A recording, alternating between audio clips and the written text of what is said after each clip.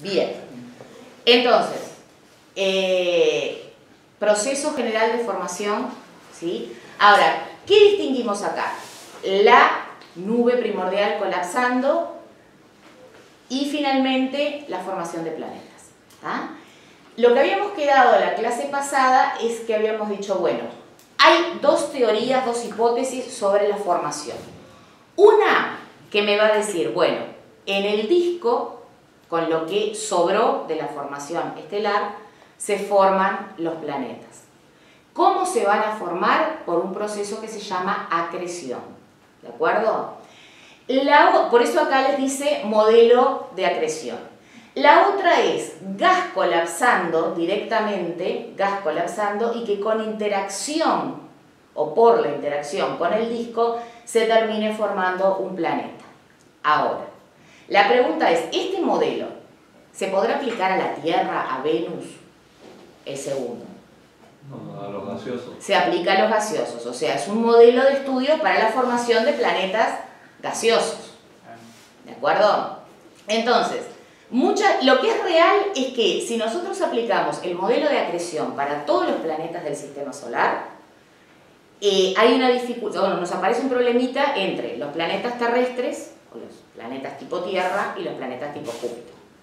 Entonces, el modelo de acreción tiene que ajustarse a eso. Lo otro es pensar que la acreción de los planetas tipo Júpiter se dio por este modelo. Sí. ¿Podrías explicarlos más con detalle? Más con detalle, en realidad se los puedo explicar más con detalle, pero no es el objetivo de la clase, así que después voy con más detalle. En realidad, en el resto de la clase nos vamos a centrar en esto, en el modelo de acreción. ¿Está? Como ven ahí. ¿Sí? Fíjense una cosa. Ustedes tienen polvo y fíjense lo que está diciendo ahí. Desde micras, por 10 a la menos 6, ¿ah? Hasta algunos cientos de metros. ¿De qué estamos hablando? ¿Cómo empieza la acreción? Ahí capaz que vos lo que querías más detalle era eso. ¿Cómo empiezan a juntarse? ¿Ah? Estamos hablando de granos de polvo que van a dar lugar a planetas. ¿Ah? Al principio, ¿cómo es esa acreción? Es lenta. ¿Y cómo se empieza a acretar el planeta? O sea, yo tengo polvo por acá, ¿ah? Si ustedes me pueden decir, porque me van a decir, sí, la ley de Newton, no sé qué, pero estamos hablando de algunas de tamaños desde centímetros hasta cientos de metros, ¿no? Entonces, ¿qué es lo que va a pasar primero? Van a empezar a encontrarse simplemente porque vienen con baja velocidad relativa uno con respecto al otro, ¿sí? Y ese proceso al principio va a ser un proceso medio lento. Después, cuando ya llegamos a cuerpos mucho más grandes, empieza a haber un crecimiento. ¿Tá? Un crecimiento que en realidad, ¿quién va a predominar ahí en ese crecimiento? O sea, porque al principio es por encuentros relativos a baja velocidad. La gravedad. La gravedad, exactamente. ¿Tá? Una cosa, pero las primeras partículas tienen velocidad por la interacción con el Sol que se creó. No, en realidad las primeras partículas, o sea, el disco tiene gas y polvo, ¿de acuerdo? Entonces, vos podrías decir, bueno, el movimiento general de la partícula va a ser un movimiento que acompañe el movimiento del disco. Pero como son tan chicos, probablemente tengan un cierto movimiento particular. ¿Ah? Entonces, por eso es que se van encontrando. ¿Sí? Y esta es otra palabra que aparece mucho en el tema del sistema solar, que es el crecimiento oligárquico. ¿Tá? Eso quiere decir que hay como una categorización y un proceso en la formación. Primero, ¿qué va a pasar? Se va a formar un protoplaneta.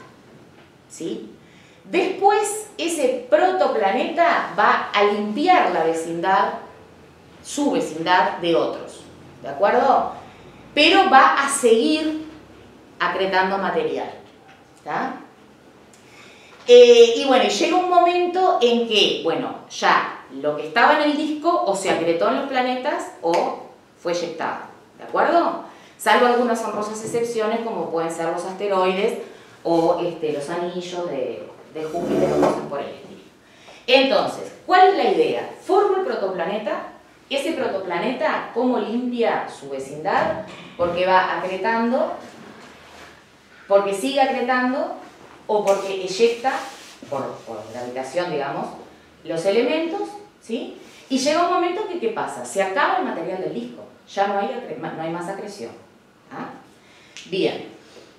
Y este disco es, o sea, como punto, o sea, si está el disco, ¿no? Como punto medio está la acreción del planeta, ¿no? No como punto central. No, en el centro está el Sol. Por eso. Pero, o sea, con un radio... Se fue a la mitad. No va a estar en la mitad. Ahí va, pero ese disco... No, lo que dice está bien. O sea, como que hay varios discos. Está muy bien la pregunta. En realidad, no me acuerdo si fue de Weidenschilling, pero hay un artículo bastante famoso de alguien que hizo las cosas así, más o menos. Si vemos el disco desde arriba, ¿tá? Lo que él está diciendo es esto: está el Sol, ¿de acuerdo? Como está el Sol, a ver si te entendí. Bueno, ustedes saben que yo dibujo horrible. Es como si yo tuviera esto, anillo de acreción, y entonces, en este primer anillo, acá más o menos se va a formar el planeta. Eso es lo que vos decís. Sí. Claro. Y más o menos esa es la idea. ¿Está? Más o menos esa es la idea. Estamos con alta tecnología, entonces tengo que salir de esto para pasarles el video. No sé por qué me estoy moviendo, pero acá lo voy.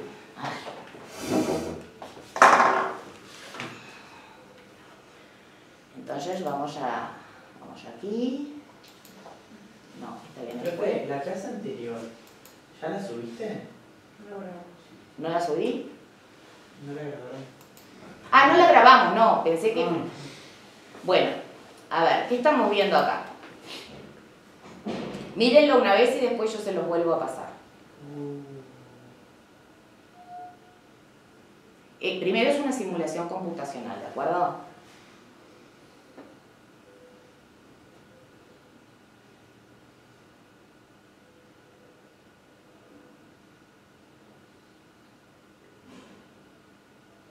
Esos son los no sé qué planeta.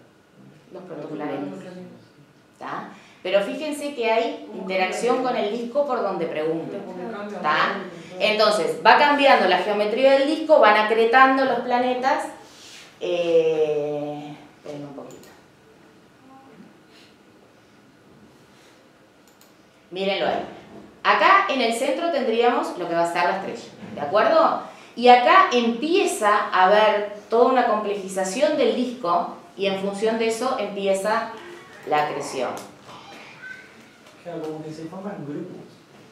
Es que esa es la idea. Sí.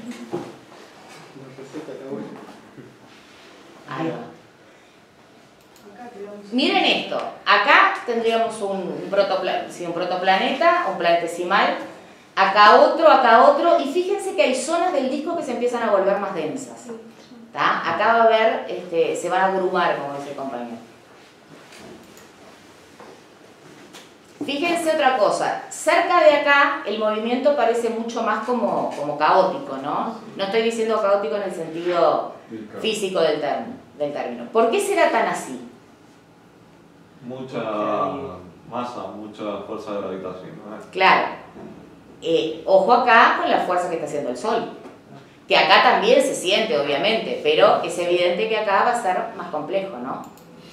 Y ahí ya empezó a haber fusión, ¿no? Sí. Ya voy. Miren, ahí acá viene otra zona de agrumación, dijera él. Vamos a hacer un nuevo término. ¿Será planeta o no será planeta? A ver qué pasa. Capaz. Tunga. ¿Vieron? O sea, esto, primero, el modelo está brillante, realmente brillante. Está muy bien hecho. Es que es una simulación computacional, o sea, no es que nos pusimos a hacer un videíto de cómo se formó el sistema solar. Pero además, digo, está demostrando un montón de cosas que sabemos de la formación del sistema solar. Respecto a la estrella, si ya está emitiendo o no.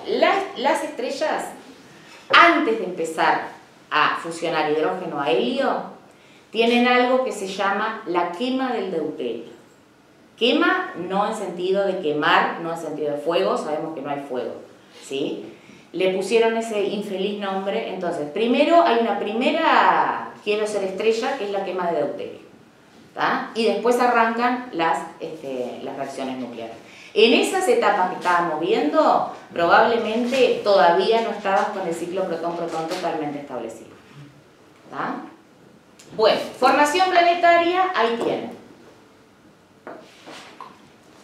No les voy a leer, cual si estuviéramos en el siglo XVIII, todo lo que dice acá. Simplemente, esto les va a quedar de la clase. Simplemente que hablamos de, arrancamos con granos de polvo, seguimos con planetesimales, ¿ya? Los planetesimales van a tener pocos kilómetros y van a ser irregulares en forma, ¿ya? Los planetesimales siguen interactuando y se van a formar embriones planetarios. Los embriones planetarios van a tener cientos de kilómetros, ¿sí? Y después estos van a seguir interactuando y van a quedar los protoplanetas, ¿de acuerdo? De esta interacción, ¿qué va a pasar? Va a pasar, por ejemplo, lo que decían ustedes hoy, hay que se le pega, que le pega, que le pega, o sea, pueden acretarse en estructuras mayores o pueden ser eyectados. Bien. ¿Hay una constante o algo que determine a partir de cuándo se forma la forma esa esférica? En cuanto a tamaño, en cuanto a masa... Hay un momento en el que son todos esféricos. Sí, lo que pasa es que vos ahí... me das 5 transparencias o 6 de... Ahí te lo contesto. Porque ahí lo vamos a ver. No quiero spoilear la clase. Bueno, entonces ahí viene la discrepancia, ahí viene la pregunta que yo les decía hoy. Sabemos que tenemos planetas que son planetas terrestres, planetas sólidos, planetas densos, y sabemos que tenemos planetas gaseosos. Si el proceso de acreción hubiera sido igual para todos, te quiero ver armar Júpiter de a poquito, ¿no? Bien, entonces, ¿cuál es la pregunta ahí? ¿O de qué forma la acreción empieza a funcionar ahí? Temperatura, distancia del Sol. La Tierra está a una unidad astronómica, 150 millones de kilómetros, ¿tá? En el momento en que se estaba formando, que estaban acretando los planetas, ¿qué había a la altura de la Tierra? A la altura, digo, en distancia al Sol. Acá tienen. A la altura de Mercurio, metales. A la altura de la Tierra, material rocoso, silicatos, ¿tá? Pero fíjense una cosa. A un poco menos de 5 unidades astronómicas es que se empiezan a dar las condiciones para que empiece a poder mantenerse el hielo de agua sólida, ¿tá? Y no es casualidad que ¿quién está a un poquito más de 5 unidades astronómicas del Sol? Júpiter, ¿tá? Entonces, existe algo llamado la línea, la pueden ver como la línea de nieve, la línea de hielo, distintos nombres, pero es una especie de distancia al Sol en la cual están dadas las condiciones para que se forme hielo de agua, ¿tá? Júpiter está un poquito después, un poquito más lejos del Sol que esa distancia. Entonces,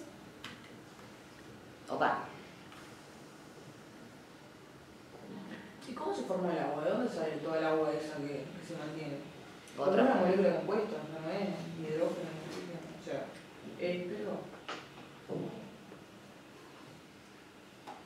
Entonces, acá está. A la distancia de Mercurio, metales, nosotros rocas y silicatos, pero acá está la línea de nieve, ¿tá? ¿Qué pasa? Una cosa es a la altura de la Tierra, donde yo estoy acretando, pero lo único que tengo es rocas, silicatos, y otra cosa es estar a la distancia de Júpiter, donde yo estoy acretando, pero además puedo acretar hielo, ¿tá? Por eso acá les dice, cuando el núcleo rocoso alcanzó una masa suficiente, comenzó a capturar el hidrógeno y el helio que lo rodea, ¿tá? Entonces, más o menos en 1 millón de años se formó Júpiter. Nada más. ¿Tá? Nada más. ¿Sí? Verdadero. Entonces, ¿por qué está esta... A ver, primero, ¿entendieron la lógica de esto? No. Sí. Vale. Sí. La cosa es así, de vuelta. Vos estás, acá está, ahí por ahí está el Sol, ¿no? Vos estás acretando acá donde está la Tierra y estás acretando acá donde está Júpiter. Acá sabés que podés, además de silicatos y rocas, acretar hielo de agua. ¿Tá?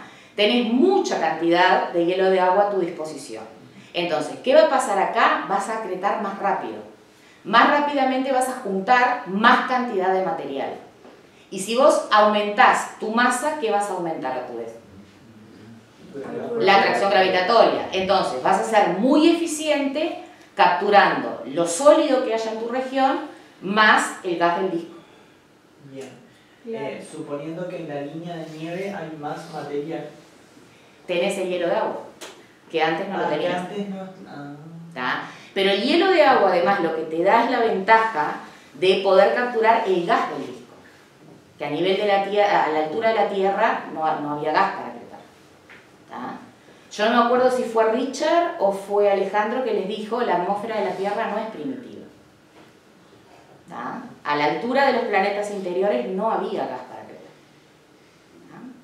Entonces, ¿qué es lo que ocurre? A esto se le llama acreción acelerada. Perdón. ¿Y no había gas por lo cerca que estábamos del Está el tema de la temperatura y está el tema de que, ¿te acordás que yo te dije que las estrellas cuando se están formando pasan por esa etapa T Tauri donde el viento solar está exacerbado? Sí. Entonces, por un lado, lo poco que pudiera haber habido se barre.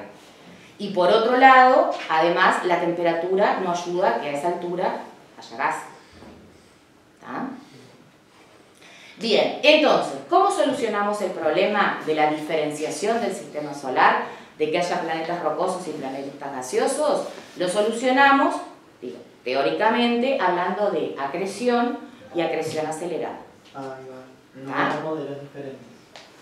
No, el modelo es el modelo de acreción, ¿tá? Solo que para los planetas terrestres fue un modelo acrecional y para los planetas gaseosos o jovianos es una acreción que fue acelerada. Porque en 1 millón de años tenías prontito un planeta. Claro. Bueno, acá está toda la explicación. O sea que Júpiter se formó antes que la Tierra, por ejemplo.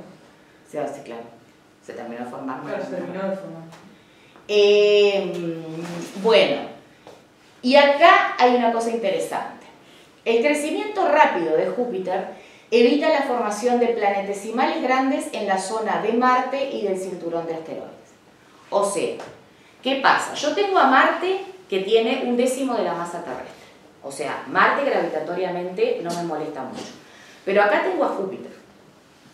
Y en el medio tengo objetos irregulares, más pequeños, que podrían estar intentando acretar. ¿Qué pasa? Júpiter tironea gravitatoriamente e impide esa acreción. ¿Ah? Entonces, en ese sentido es que se piensa que la presencia de Júpiter y su formación rápida determinó la existencia del cinturón de asteroides. ¿Ah? Y nos lo aguanta, pero no nos lo cae. Sí, es un poquito más complicado que eso, pero ayuda. ¿Tá? Vieron los planetesimales perturbados por Júpiter penetrar la zona de asteroides, y bueno, y ahí hubo colisiones en todos los colores, ¿no? Bien, entonces desde hoy venimos diciendo, bueno, en realidad hubo acreción, las cosas que acretaron y lo que no fue eyectado. Yo ya lo dije varias veces, ¿no? ¿Y cómo fue eyectado? ¿Ah? La perturbación gravitatoria de un planeta puede hacer que o te vayas para afuera del sistema solar o te vayas, si te vas para adentro, ¿hacia quién vas a querer ir? Hacia el planeta o hacia el Sol, dependiendo de la distancia. ¿Tá? Entonces, ¿qué es lo que se plantea? ¿Se acuerdan cuando dijimos en un momento se terminó el material del disco? Y lo que quedaba y no acretó, ¿tá? Fue barrido, por decirlo de alguna manera, fue sacado del sistema solar. A ese proceso se le llama limpieza de remanentes. ¿Tá? lo que había quedado, pero no formaba parte de un planeta, o no había sido capturado como un satélite irregular, o alguna de esas cosas, es eyectado. ¿De acuerdo? Y a eso se le llama entonces la limpieza de remanentes. La limpieza de remanentes viene asociada a un proceso que se llama el bombardeo tardío. ¿Tá? ¿Por qué bombardeo? Por eso que yo les decía, hay cuerpos, va a haber estructuras de tamaños relativamente pequeños comparados con planetas, pero considerables si pensamos en un impacto, que van a estar impactando, digamos, los distintos planetas del sistema solar. ¿Sí? Y bueno, acá, ¿esto qué le suena? A la Luna, claro. La Luna está totalmente craterizada. Por eso bombardeo. ¿Y tardío? ¿Por qué tardío? Si fue hace 4.000 millones de años, ustedes me dirán tardío. 500 millones de años después de la formación. Claro, o sea, es tardío porque tardío en el sentido de que los planetas ya estaban prácticamente formados. ¿Tá? Entonces, cuando ya todo estaba más o menos acomodado, pácate, viene esa enorme cantidad de impactos en la limpieza de remanentes. ¿Ah? Una pregunta. ¿Los satélites se formaron ya, como quien dice, orbitando los planetas, o fue que se formaron por ahí y los planetas los capturaron? Bueno, yo voy a hacer como hacen los psicólogos, te voy a devolver la pregunta. ¿Qué satélites? Los que tiene cada planeta. ¿Pero son todos iguales? No. Bueno, los satélites regulares, o sea, los que tienden a ser esféricos, los 4 satélites galileanos de Júpiter, esos se supone que se formaron junto con la formación del planeta. ¿Tá? Ahora, Júpiter tiene un montón de satélites que son irregulares. Esos lo más probable es que hayan sido capturados. Lo mismo que con los satélites de Marte, Phobos y Deimos, que ustedes lo miran y son las cosas más parecidas a una papa que se pueden imaginar. Esas estructuras irregulares son típicas de asteroides, por ejemplo. ¿Tá? Pero igual está muy buena tu pregunta, porque hay una cosa que no dijiste que temí que dijeras. Ahora te digo por qué temí que dijeras. Bueno, otra vez a Ross, las 3 etapas grandes de la formación planetaria. ¿Tá? Bueno, sistema solar, en nuestro sistema solar, ¿qué estructuras quedaron como resultado de todo esto? ¿Tá? Planetas enanos y cuerpos menores. ¿Cómo puedo decir yo que algo es un planeta? ¿Tá? Miren qué científico esto, ¿no? Por lejos, ¿no? El mayor objeto de su vecindad. Gravitacionalmente domina su zona de influencia. Y limpió de remanentes la vecindad de su órbita. ¿De acuerdo? ¿Está orbitando solo? No tiene por qué estar orbitando solo. Lo que yo digo es esto. Si nosotros pensamos la Tierra, por decir algo, la Tierra cumplió estos 3 criterios. ¿Tá? Bien, el tema, a ver si acá está lo de Plutón y toda esa historia. Ahí va. Hay una redefinición del sistema solar en el 2006, ¿sí? Pobre Plutón. Claro, el tema es Plutón como planeta era más pequeño de lo que se había estimado, menos masivo, aparece un objeto de masa similar y entonces, o todos son planetas o tenemos que redefinir. Y es un planeta enano. Entonces se hace esa nueva categoría de planetas enanos. Este caso es interesante. Ceres es el primer asteroide descubierto. ¿De acuerdo? El tema es, Ceres es esférico, Ceres tiene una masa considerable, pero ¿qué pasa? Ceres está dentro del cinturón de asteroides. O sea, puede haber... ¿Cuál es la diferencia entre Ceres y otra cosa que sea un planeta? Que no limpió su zona. No limpió su zona, ¿de acuerdo? ¿Y qué Por eso es pasaría, un por planeta ejemplo, con alguna de las lunas de Júpiter si se escapara y tuviera una órbita propia? Si se escapara de la órbita... De la órbita de Júpiter y no fuera un satélite de Júpiter, sino que tuviera su órbita propia alrededor. Si eso pasara, o sea, para que sea un planeta enano, tendría que ser uno de los 4 galileanos, o Io, Europa, o Ganímedes o Calixto. No se va a escapar. Difícil que se logren escapar, no se van a lograr escapar. Pero si no estuviera con la fuerza, si estuviera girando en una órbita alrededor del Sol en vez de de Júpiter. Se podría considerar un... Si cumple, cualquier cosa que cumple esas tres condiciones se puede considerar un planeta. ¿Tá? Lo que yo te digo es que las estructuras tipo satélites galileanos de Júpiter No se maneja. están gravitatoriamente vinculados a Júpiter. Bueno,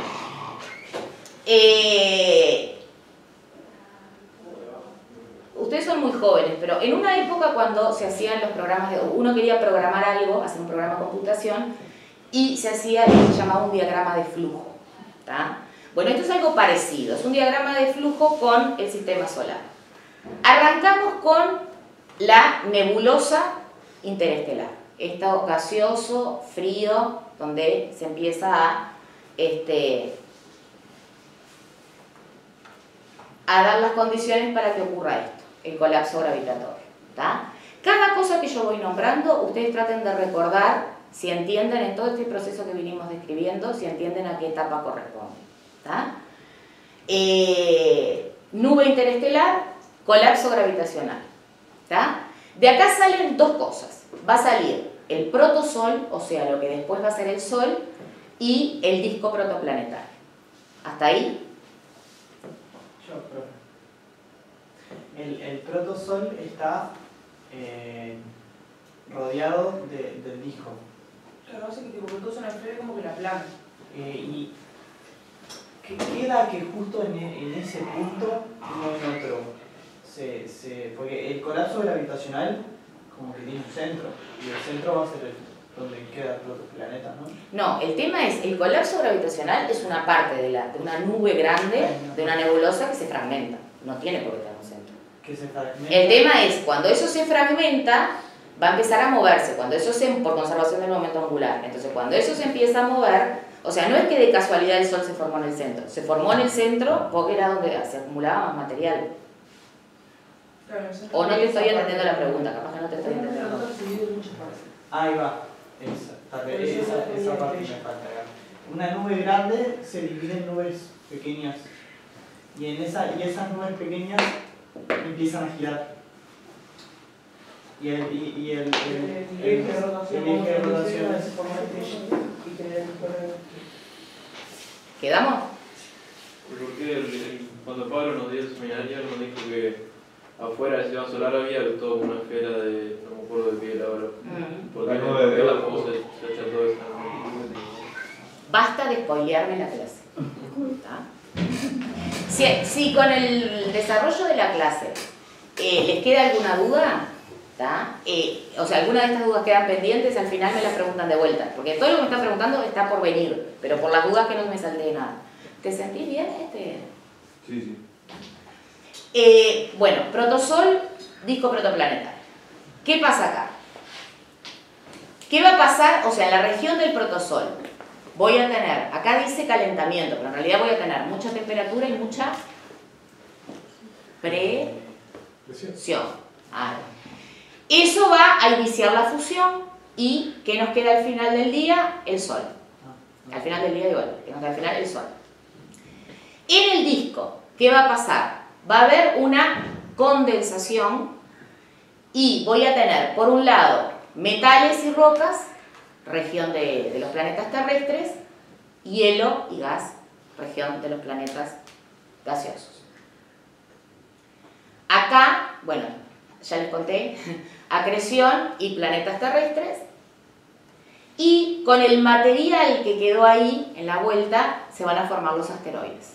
Ojo, acá empiezo a contestar tu pregunta. Acreción, planetas terrestres y los asteroides. Que, a ver, porque uno podría decir, bueno, pero ¿y por qué todo el material que quedó se le dio por quedar entre Marte y Júpiter? ¿Se acuerdan lo que habíamos hablado? Los asteroides son objetos que quedaron en una zona gravitatoriamente media inestable, porque tenían a Júpiter tironeando. ¿De acuerdo? Bien. Vamos para el otro lado, o sea, ahora vamos a venir acá. ¿Qué pasó en esta región? Va a haber una captura del gas de la nebulosa, una captura muy eficiente, lo de la acreción acelerada, y se van a formar los planetas jovianos. Y con lo que queda, van a estar, con lo que queda, digamos, o por decirlo académicamente, en la vuelta, van a quedar los cometas. ¿Qué diferencia hay entre asteroides y cometas? ¿Que tienen más agua? ¿O que tienen agua? ¿Quiénes? Y los cometas tienen... La diferencia es la trayectoria, ¿no? Primera cosa, los asteroides van a tender a ser mucho más densos. Pueden ser rocosos, hay metálicos, bueno, hay de distintos tipos, pero son más densos. ¿De acuerdo? Y los cometas, fundamentalmente, es el modelo de bola de hielo sucia. O sea, es hielo con gas y polvo. ¿Ah? Profe, pero en donde estaba los gases y el hielo, ¿no? O sea, los planetas jovianos son los planetas gaseosos. Júpiter, Saturno, Urano y Neptuno. Jovianos porque se parecen a Júpiter. ¿Hay un sistema en el que haya un planeta rocoso más afuera? Ah, bueno, después de todo el modelo el susto que se pegaron los grandes ideólogos de esta teoría cuando se empezaron a encontrar exoplanetas que no cumplían para nada este modelo. Ahora les cuento.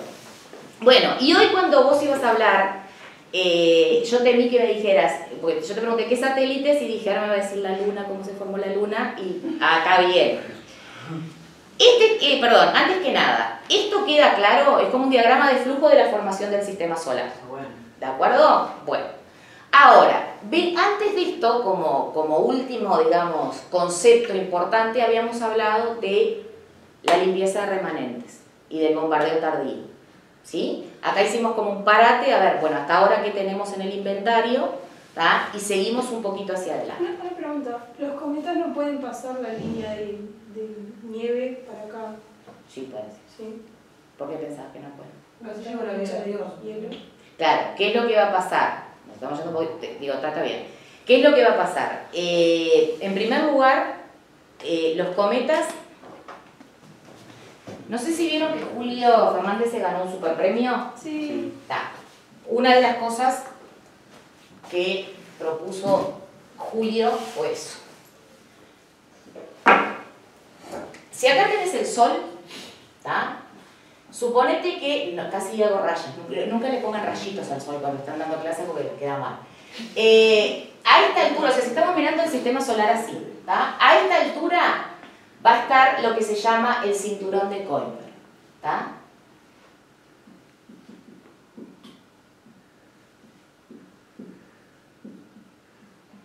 Que hoy en día se suele hablar más de la región transneptuniana, o sea, está todo lo que está después de Neptuno. Pero en realidad el cinturón de Kuiper, el cinturón propiamente dicho, lo que tiene son núcleos cometarios. El tema es que esto después se empieza a abrir y termina quedando una especie de esfera de núcleos cometarios, donde acá estaría el cinturón de un lado y acá estaría el cinturón del otro. ¿Ah? Esto se abre y se forma, y era la pregunta tuya, se forma lo que se conoce como nube de Oort. ¿Ah? Entonces tenemos dos regiones donde van a estar los cometas.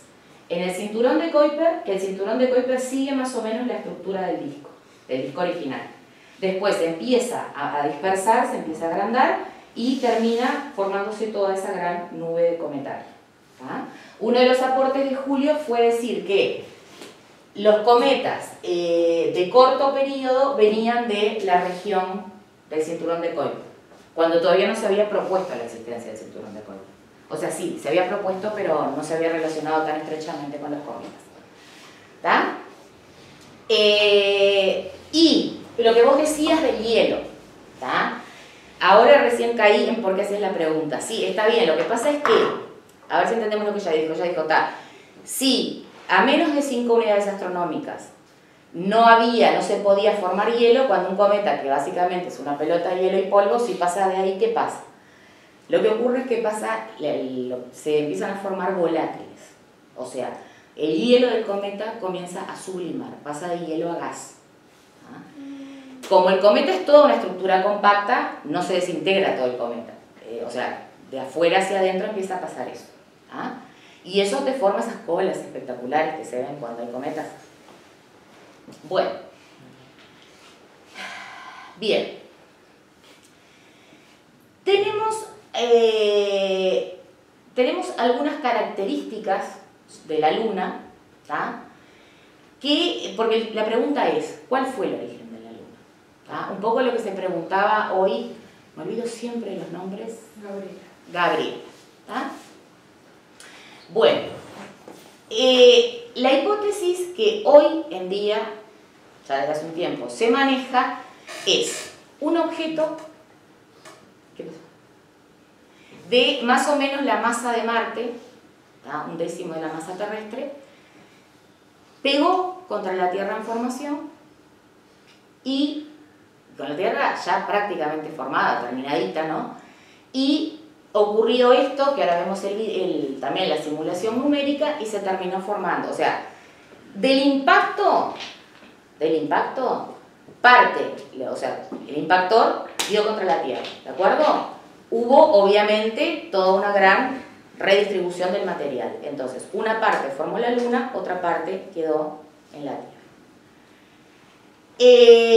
Este modelo numérico es un impacto que se hace a 40, o sea, es una simulación, ¿no? Que el impactor venía a 45 grados, la velocidad era 4 kilómetros por segundo, esto que yo les decía, 0.10, la masa de la Tierra, es más o menos la masa de Marte.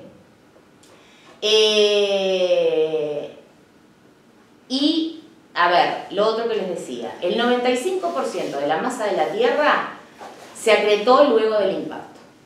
O sea, la Tierra estaba ahí y ¡pum!, el impacto. Entonces después tiene que volver a reestructurarse. Y la mayor parte de la masa de la Luna proviene del impactor. O sea, hay parte que quedó en la Tierra, en la nueva Tierra, y lo otro formó la Luna. ¿Cómo? ¿Tipo rebotó el impactor? No rebotó justamente. No, se dio. Ahora vemos el modelo.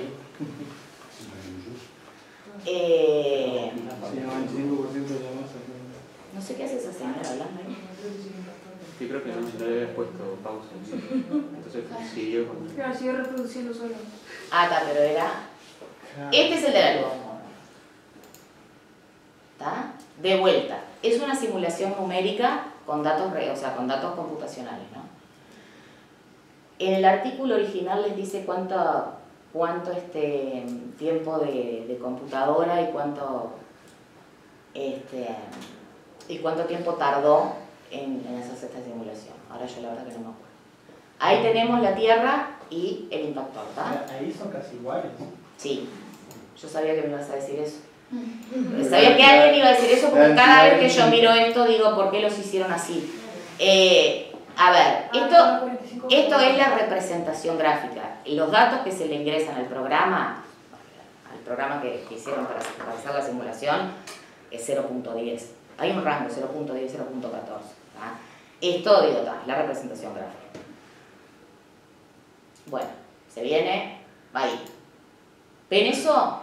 No es que rebotó. Claro, porque lo que no le pasó no le dio de lleno. ¿Está? Barrió la corteza y una parte del manto.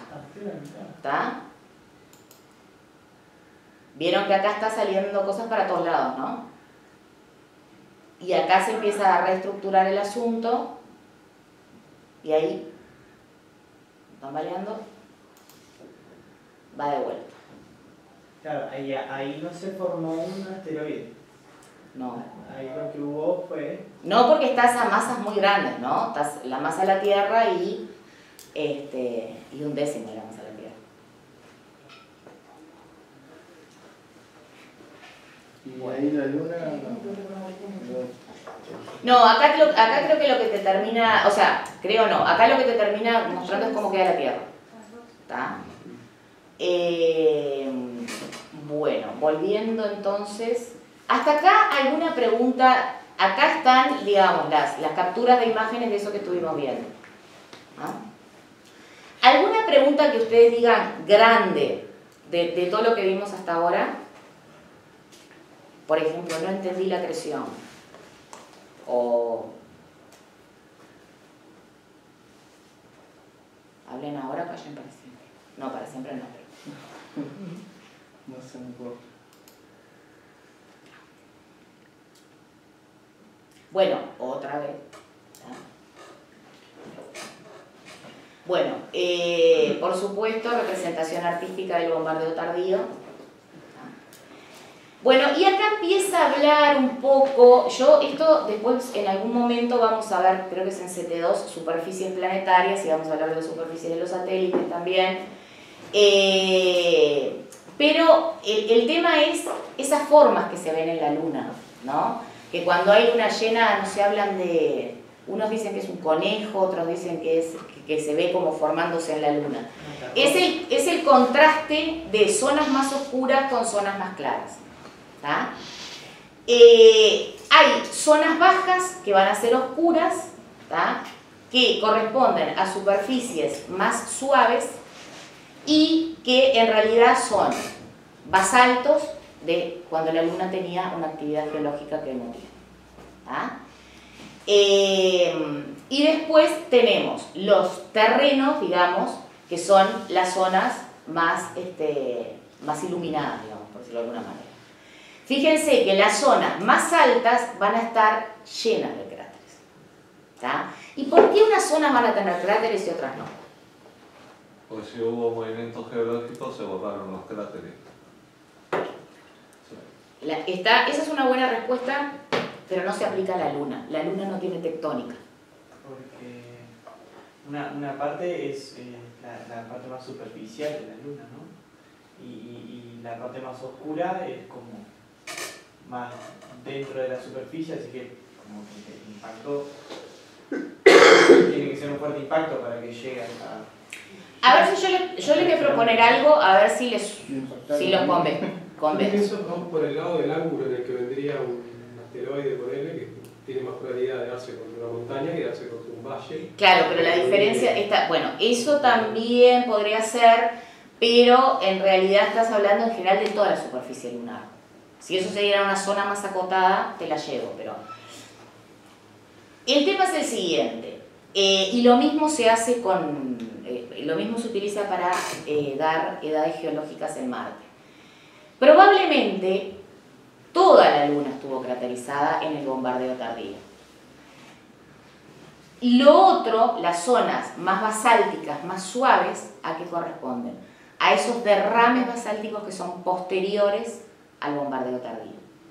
O sea, los cráteres, de alguna manera, sirven a los efectos de datar superficies.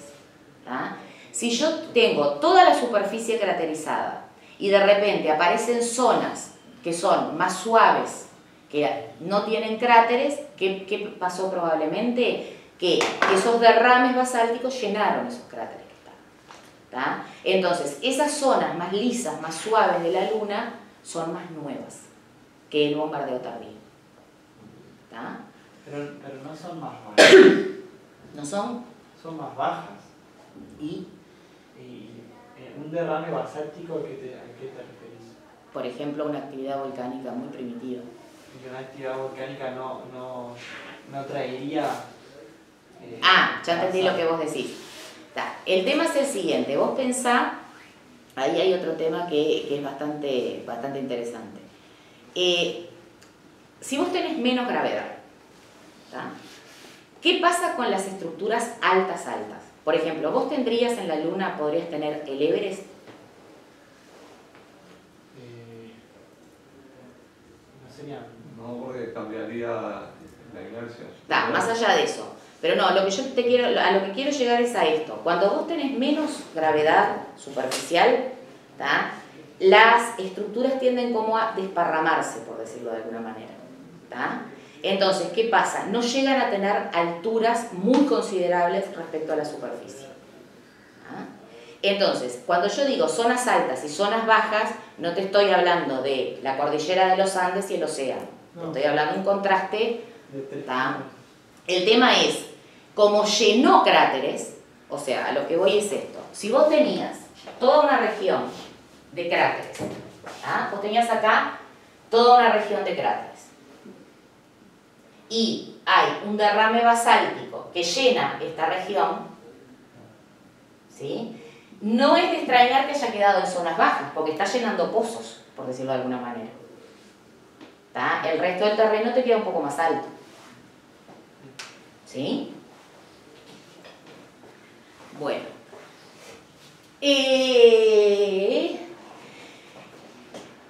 ¿Qué pasa? Cuando las misiones Apolo llegan a la Luna, una de las cosas que hacen... Yo no sé si vieron Apolo 13, la película. Bueno, cuando están haciendo los cálculos para tratar de reingresar a la Tierra, de pronto, no me acuerdo cuál de ellos, dice, calculamos mal la masa. ¿Tá? ¿Y por qué calcularon? La misión Apolo 13 no llegó a lunizar, tuvo una explosión y volvió a la Tierra, digamos, ¿no? El tema es el siguiente, los cálculos para el reingreso estaban hechos tomando en cuenta que iban a traer kilos y kilos de rocas lunares. Como la misión no alunizó, cuando hacen los cálculos para la reentrada, le faltaba masa porque le faltaban las rocas. La Apolo 11 y todas las demás, acá están la 11, la 12, la 14, todas estas trajeron rocas, trajeron material, digamos. Acá, por ejemplo, basaltos, bueno, esto otro que es una cosa geológica medio extraña, y se compararon con estructuras terrestres. Y por otro lado, ¿qué otra cosa se hizo? Se dató, se hicieron las dataciones correspondientes para ver a qué periodo de tiempo correspondía. Bueno, cultura general, pero fin de semana largo, ¿en qué lugar de la vida? No, en serio, las misiones, en general, las primeras misiones, se trataron de hacer en terrenos lo más planos posibles, ¿de acuerdo? Que hicieron más planos, era más nuevo. Claro, entonces dice, las misiones Apolo muestran los dos terrenos, acá están las edades, ¿sí? Y otra cosa, hay meteoritos que sabemos que provienen de la Luna, ¿tá? Entonces, la mayor parte, prácticamente toda la Luna está en este rango de edades, ¿sí? O sea que estamos hablando de 3.100 millones de años para la parte más joven de la Luna. Y 4.000 para más. Entonces, claro, pero lo que llama la atención, ¿por qué es 3.100 millones de años para la parte más joven? Porque en realidad a partir de ahí la Luna quedó como geológicamente quieta, ¿tá? Es como que no hubo nada más nuevo. Bueno, y una cosa que a la Tierra le sirve es, si nosotros quisiéramos calcular el bombardeo tardío que sufrió la Tierra, o sea, cuántos objetos impactaron contra la Tierra, ¿qué podríamos hacer? Los dinosaurios. Pero ese es muy grande. Compararlos con la cantidad que bombardearon la Luna y la misma proporción. Ahí está. La idea es la siguiente. No podemos medir qué cantidad de cráteres hay en Marte porque Marte está a otra distancia del Sol que nosotros. No podemos medir, entre otras cosas, cuántos cráteres hay en Venus porque está a otra distancia del Sol que nosotros. Pero la distancia Tierra-Sol y Luna-Sol es nada. La misma órbita, porque el otro tiene otra órbita y puede haberlo chocado ya al otro lado del Sol y... ¿Cómo? Claro, porque por ejemplo, a Marte le chocan y cuando está en el punto de la órbita que está re lejos de la Tierra... Está bien, ese es otro argumento. ¿Tá? Entonces, ¿qué es lo que se hace? Ustedes lo van a hacer, después hay una práctica que es eso. Se hace un conteo de cráteres lunares, ¿sí? Y se extrapola a la superficie terrestre. A partir de eso se sabe cuánto material impactó contra la Tierra durante el bombardeo tardío. Acá, por ejemplo, esta gráfica la van a ver hasta aburrirse. Ven que estos son los 5.000 millones de años, esto es el presente, y ven que esto cae, pero así, las edades de las superficies caen de una manera tremenda. Esto se corresponde a qué etapa? Al bombardeo tardío. Bueno, eso es lo que tiene que ver a... Estamos terminando, digamos, la formación de la región planetaria, ¿sí? Vimos que la limpieza de remanentes tuvo sus consecuencias para todos los planetas y para la Tierra, ¿tá? Y ahora, ¿qué pasó? ¿Tá? ¿Cómo quedó? Porque, a ver, La región planetaria interior es más o menos estándar, ¿tá? Pero lo que tiene que ver con Júpiter, Saturno, Urano y Neptuno, más allá del bombardeo tardío, que ese problema es fácil de resolver para esos cuerpos. ¿Por qué? Porque como son muy masivos, o atraen o desvían gravitatoriamente sin mayor complicación. Pero hay un modelo que se llama el modelo de NISA, porque lo hicieron 3 próceres de la astronomía en la ciudad de Niza durante un congreso, que miren lo que plantea. Bueno, igual ahí la tengo.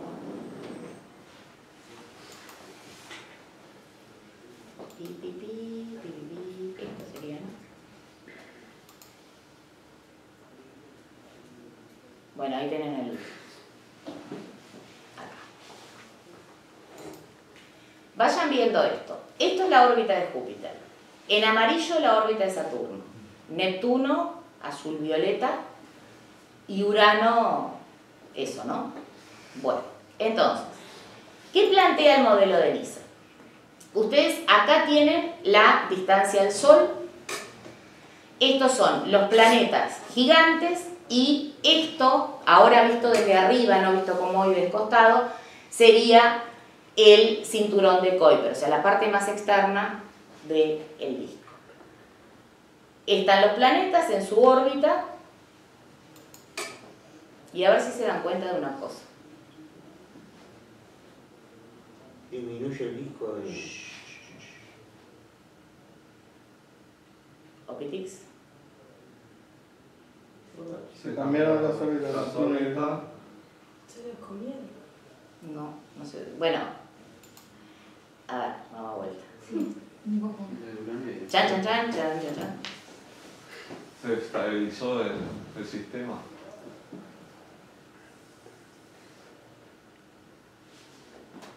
Júpiter en rojo, Saturno en amarillo, Neptuno en azul violáceo, Urano en rosadito verdoso. Vayan, mantengan, y esto es el cinturón, ¿no? Un cinturón muy poblado, en principio.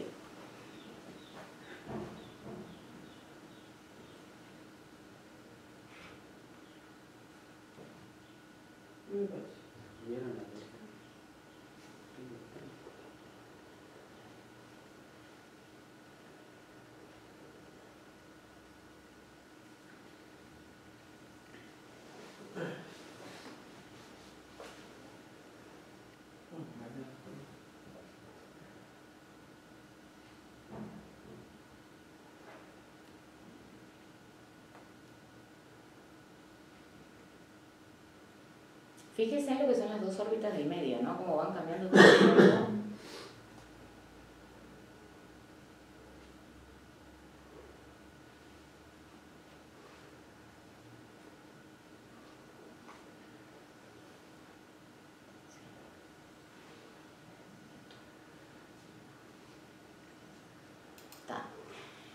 A ver si se dieron cuenta, ¿qué es lo que propone el modelo de NISA? Y que de alguna manera responde lo que hoy estaban preguntando sobre los planetas extrasolares. ¿Se dieron cuenta de lo que pasó en el video? Las órbitas de Urano y Neptuno en el primero cambiaron. Exacto. O sea, el modelo de NISA propone dos cosas. La primera es que los planetas no se formaron exactamente donde están hoy. Estamos hablando de los planetas gaseosos, ¿de acuerdo? Que hubo lo que se llama migración planetaria. ¿Ah? Y lo segundo es que hubo un intercambio en las órbitas de Urano y Neptuno. ¿Ah? Hoy Urano está más cerca de nosotros y después está Neptuno, y antes ocurrió al revés. ¿De acuerdo? Y se terminó la clase, pero a lo que voy es, ¿por qué el énfasis en el modelo de NISA? Porque el modelo de NISA lo que plantea, o sea, lo que explica es toda la estructura, por decirlo de alguna manera, de la región más exterior del sistema solar. ¿Ah? O sea, ya sabíamos que se formaron por acreción acelerada los planetas gigantes, ¿de acuerdo? ¿Qué pasó con todo lo otro que había en esa zona? Bueno, ahí, en ese juego gravitatorio es lo que explica el modelo de NISA, ¿de acuerdo? Apaguen la cámara.